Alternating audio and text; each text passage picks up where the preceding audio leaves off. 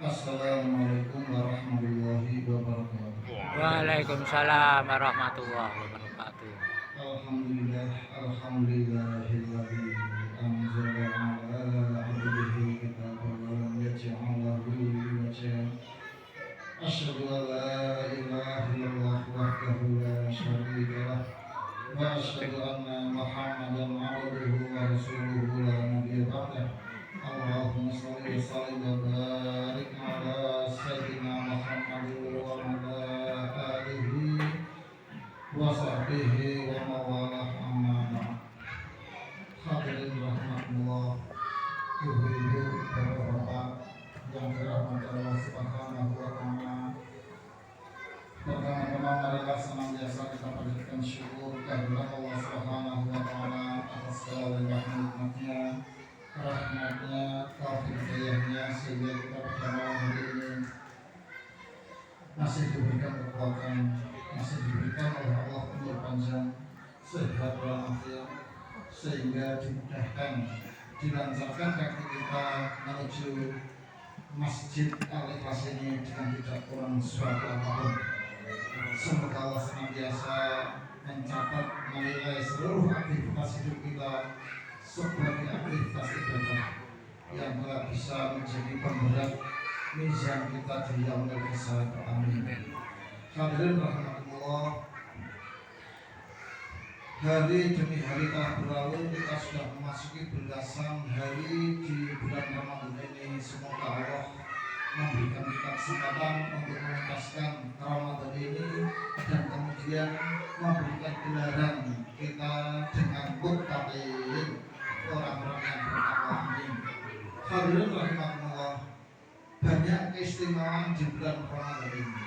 Satu di antara banyak keistimewaan itu adalah turunnya Al-Quran di bulan Ramadan. Allah berfirman, a'udzubillahi minasyaitonir rajim, syahrul ramadhan alladzi unzila fihi al-Qur'an. Syahrul ramadhan alladzi, bulan Ramadan yang unzila fihi al-Qur'an, diturunkan di dalamnya Al-Qur'an.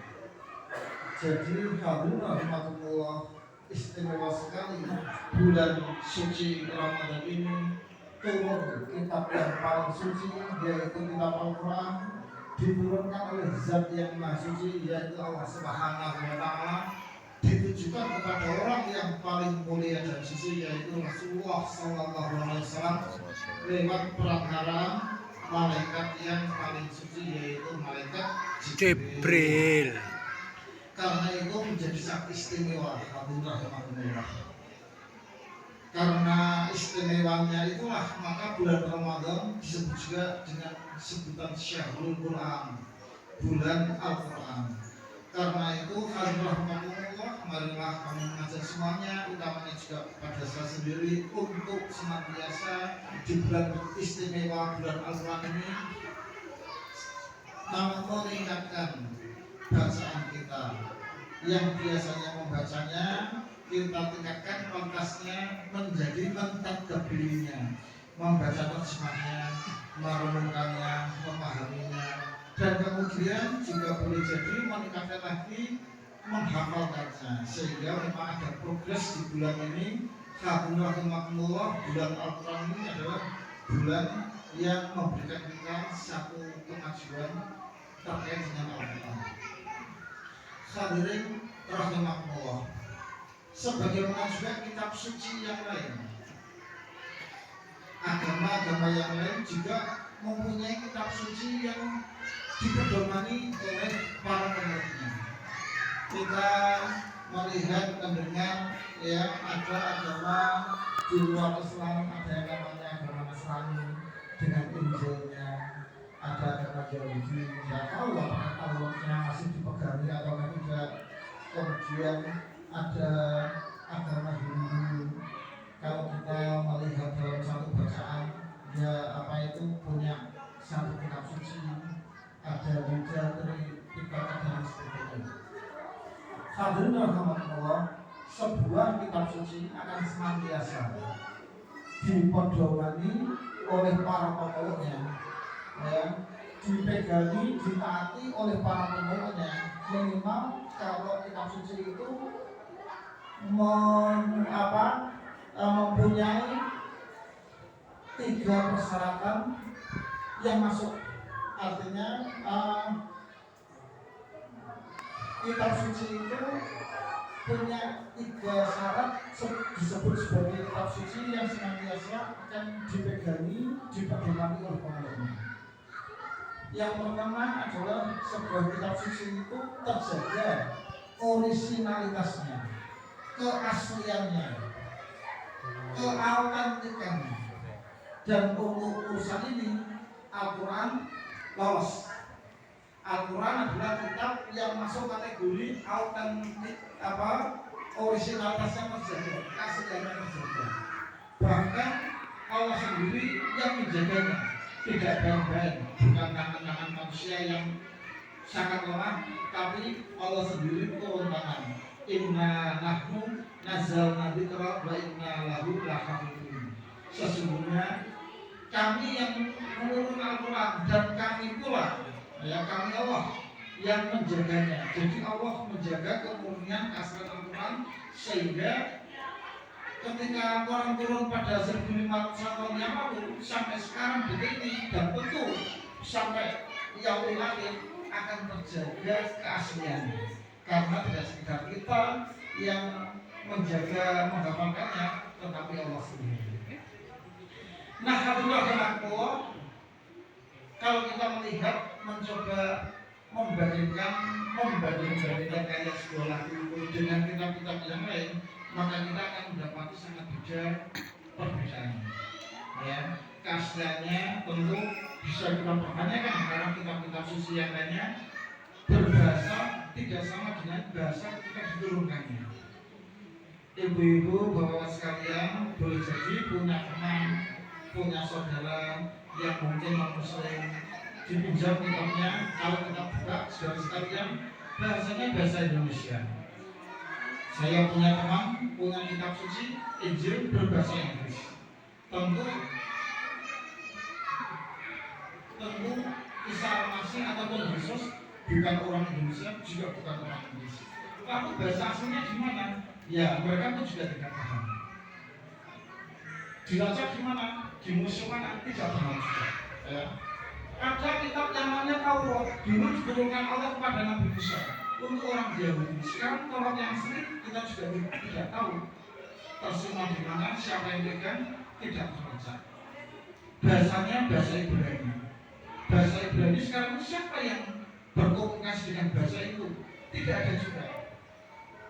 Karena bahasa itu alhamdulillah adalah juga produk budaya manusia, senantiasa berkembang dan berkembang. Seperti juga teknologi alhamdulillah, HP itu juga berkembang. HP yang jadi ditinggalkan karena memang tidak sesuai dengan zaman. Dulu ada HP yang namanya HP Nokia, saya juga pernah punya. Sekarang ya mungkin sebagian besar di antara kita sudah tidak punya lagi, karena memang tergantikan oleh Samsung yang Android dan sebagainya. Ya, bahkan mungkin sudah masuk museum HP Nokia itu. Ya, sudah tidak ada orang yang jual. Mungkin kita kalau disuruh membeli tidak mau, bahkan dikasih pun mungkin enggan. Buat apa? Karena sudah jadi tidak bisa dipakai, tidak bisa dipakai untuk HP WA, untuk Instagram, dan tidak bisa karena memang terbatas kapasitasnya, supportnya akan ditinggalkan. Bahasa kalau sudah tidak dipakai juga akan ditinggalkan. Mohon maaf, boleh jadi yang disebut dengan bahasa Jawa, aksara Jawa itu Wonosobo, tidak ada yang menulis dengan pakai bahasa itu.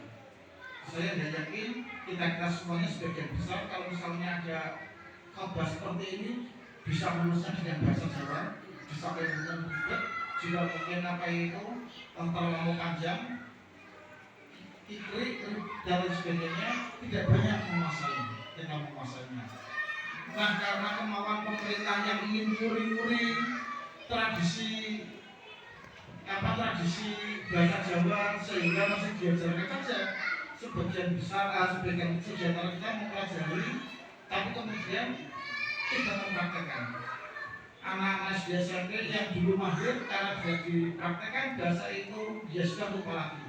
Boleh jadi ketika nanti tidak lagi diajarkan ya bahasa aksara Jawa itu Hono itu juga akan ditinggalkan orang, tidak dipakai lagi. Itulah bahasa karena juga merupakan produk budaya. Ya, bahasa Ibrani, bahasa Arab sudah dipakai lagi. Apalagi kemudian kitabnya, ya maka dari itu kita hanya disuruh diminta untuk meyakininya bahwa memang ada kitab-kitab yang turun sebelum kitab Al-Quran. Allah di dalam Quran surah Al-Baqarah awal itu, ya alladzina yu'minuna bima unzila ilaika wa ma unzila min qablik. Orang-orang yang mengimani dengan apa yang diturunkan sebelum engkau Muhammad, yaitu Al-Quran. Min qablik wa bil akhirati hum yu'minun, dan dengan akhirat berkaitan.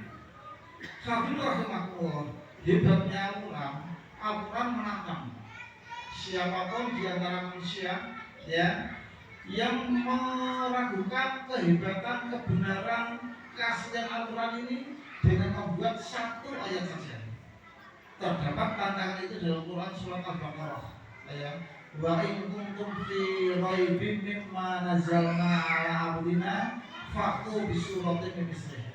Dan jika kamu meragukan ya isi Al-Quran ini, datangkan satu surat saja. Faktu bisuratin min misli wa da'u syuhada'u min dunillahi in kuntum, dan panggil sekutu-sekutumu. Jadi Al-Quran tidak menantang satu demi satu orang. Kalau kamu tidak bisa, panggil grupmu, kelompokmu, ya, keluargamu semuanya, ya, untuk membuat yang semisal dengan Al-Quran. Alhamdulillah kemakmulah, tantangan itu berlaku sejak diturunkannya ayat itu sampai sekarang hari ini, dan sampai hari ini pun tidak ada orang yang berani ya menawarkan membuat rangkaian kalimat sebuah kalimat kemudian membandingkan dengan Al-Quran. Dulu memang Habib Rahimahullah di zaman Nabi ada yang namanya Musalamah al-Qadar.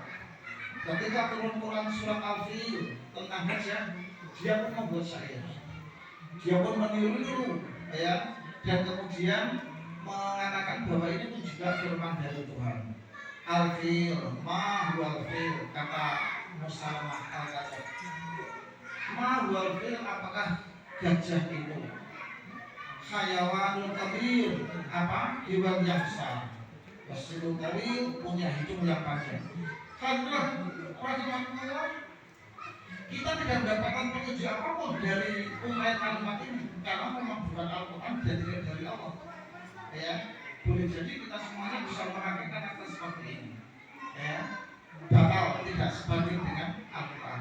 Tantangan itu tetap berjalan sampai kita sekarang ini. Yang kedua, untuk rahimahullah, sebuah kitab suci harus sesuai dengan fitrah manusia.